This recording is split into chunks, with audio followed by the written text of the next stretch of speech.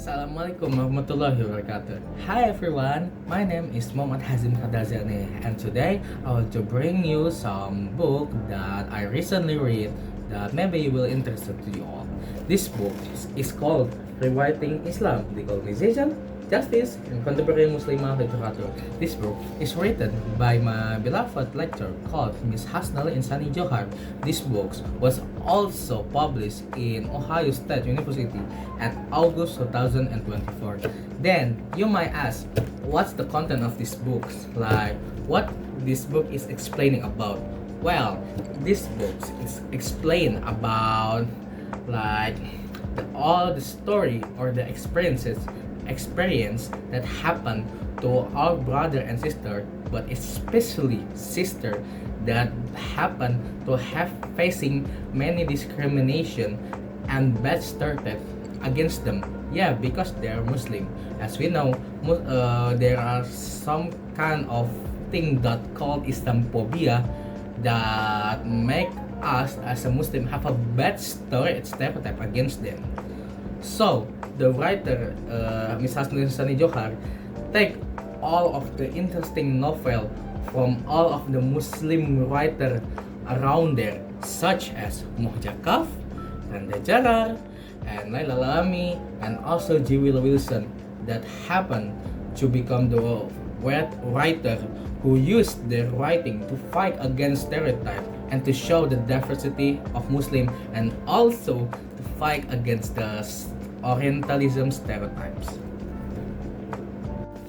So in this video, I want to discuss about this book by highlighting some quotation that maybe interests me most for reading this book. So this is for the first quotation. So for the first quotation is this quotation. I use the term after the US invasion of Iraq instead of after 9/11. Following Neil Lazar's 2006 article, Post-Colonial Study After the Invasion of Iraq, Lazar suggests that the term post-9/11 positioned America as a victim, and the invasion of Iraq, therefore, as a measured and appropriate course of action. To use the term after the invasion of Iraq challenged the rightness of American incursion in the Middle East after the attack on New York and Washington on September 11, 2001, page 79. Well, for me, I really agree with this quotation or like some statement. Yeah, because if we saw in the recent days, if you see some content that may be related to Muslim, you there will always be a comment or person who comment such a harassing jokes to our as a Muslim. Like, sorry to say this, but Allah Akbar, boom. Sir, this hit the second tower, and any kind of joke that harass us as a Muslim, there are plenty of there who harass us with that kind of jokes. Why this happen? This is because this influence, this 9/11 makes the America as a victim, but the real is behind their thick-macks, they are the real villains. Why? Yeah, because they will make propaganda, any propaganda, so they could be seen as a nice guy, right? This why? Because I agree with this statement. The 9/11 term always make America as a victim.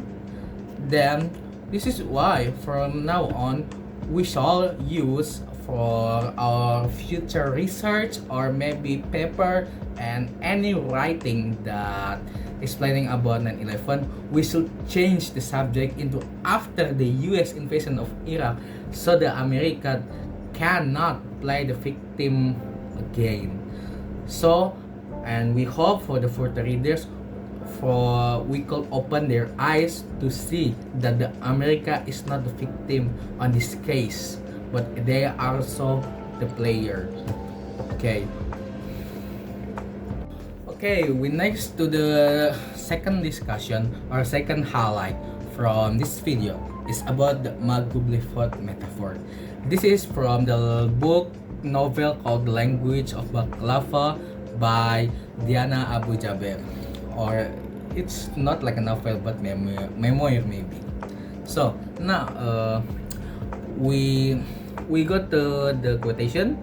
Indeed, this Maglube pot functioned to substitute the old American slogan of melting pot with this singular and homogeneous ingredient of Anglo-American wet urban tradition.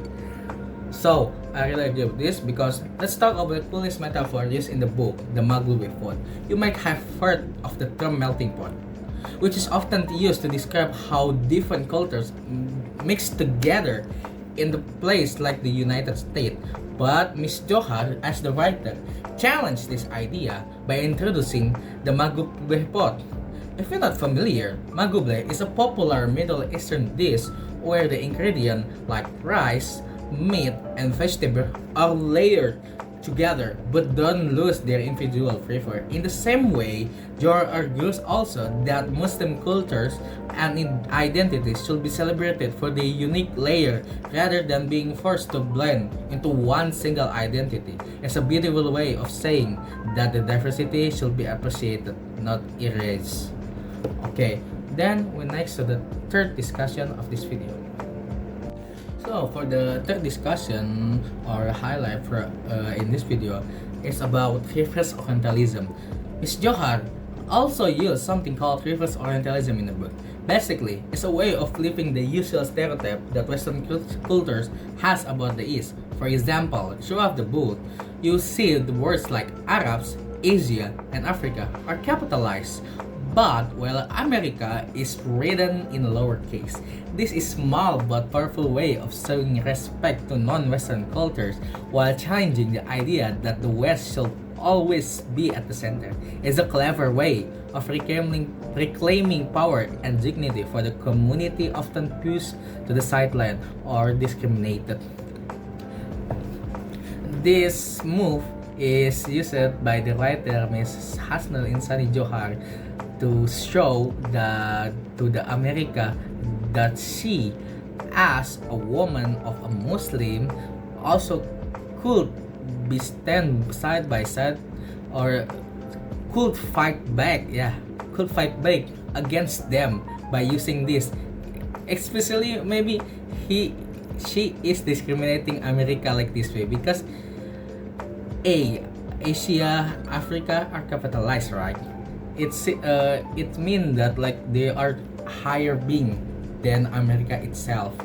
So like Miss Hasnul want to change the position of who is the higher state against America. Like America is lower because he using lowercase, and the other is higher because they're using uppercase, and like that. Okay. Overall, Rewriting Islam by Ms. Hasnul Insani Johar is a must-read for everyone who wants to understand the power of storytelling in challenging stereotypes and promoting justice. It's an eye-opener that invites us to rethink what we know about Muslim communities.